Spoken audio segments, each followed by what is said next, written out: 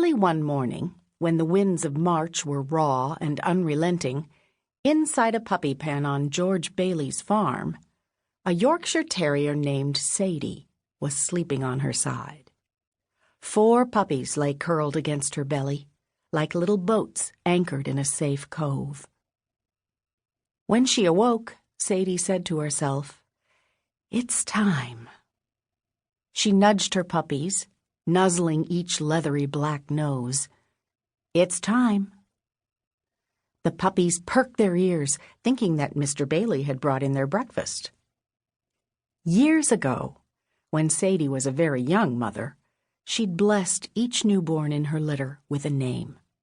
But after Mr. Bailey sold her first 3 litters, Sadie stopped naming her offspring, and who can blame her?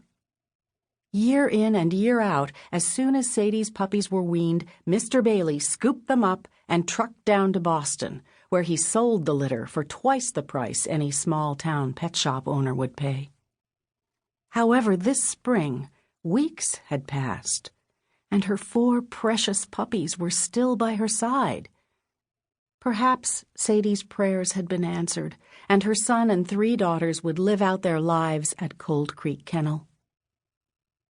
Now Sadie placed her paw on the forehead of the largest female puppy. "I will name you Esperanza. May you bring hope and light to those who have lost their way."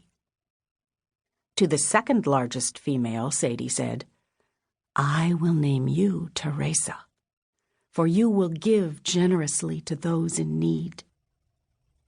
By this time, the male puppy's mind was filled with wild imaginings.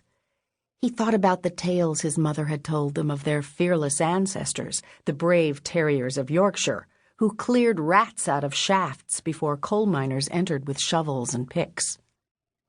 "Maybe she'll name me Sir Rex," he whispered to his unnamed sister. He sat up straight and tall. "Or Apollo." He puffed out his chest. "Or Zeus." His sister howled with laughter. At that very moment, Mr. Bailey opened the door to the kennel area. Sadie, who didn't hear Mr. Bailey's footsteps, raised her paw, calling for silence. "I will name you Dulcinea. Wherever you go, joy and sweetness will follow." The male puppy stood at attention. His docked tail quivered. His mother's paw was a royal scepter pointed to the sky. "And you, my son, I name you." Suddenly, Sadie's eyes widened. Her paw dropped. Mr. Bailey reached into the puppy pen and clamped the scruff of the male puppy's neck.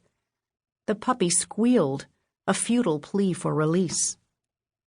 With a flick of his wrist, Mr. Bailey slid the trembling puppy into a plastic travel crate.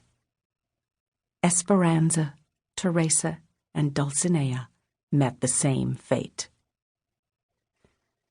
As the imprisoned puppies rode off in the back of Mr. Bailey's van, Sadie pawed at the pen's steel bars until she was limp with exhaustion. The sound of Sadie's howls twisted around the rocky hills. Even Mr. Bailey's sheep stopped grazing in sympathy. Inside the van, the puppies howled too. A few miles outside of Boston, George Bailey finally pulled his minivan over to the side of the road. He spun around in his swivel seat and shook his fist at the wailing puppies. "Shut up!" he snarled, drawing a straight finger across his throat. "Or else!" The 4 puppies huddled even closer together. "I want Mama," Dulcinea sobbed. "Shush," the male puppy admonished, "or he'll skin us alive for sure."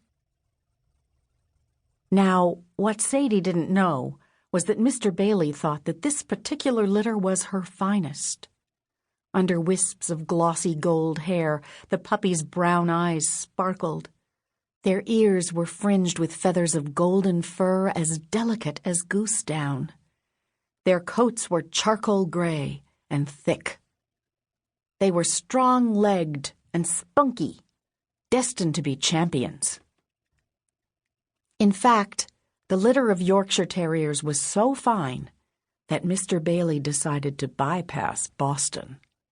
He drove straight south to New York City, where Esperanza, Teresa, Dulcinea, and their nameless brother were certain to bring top dollar.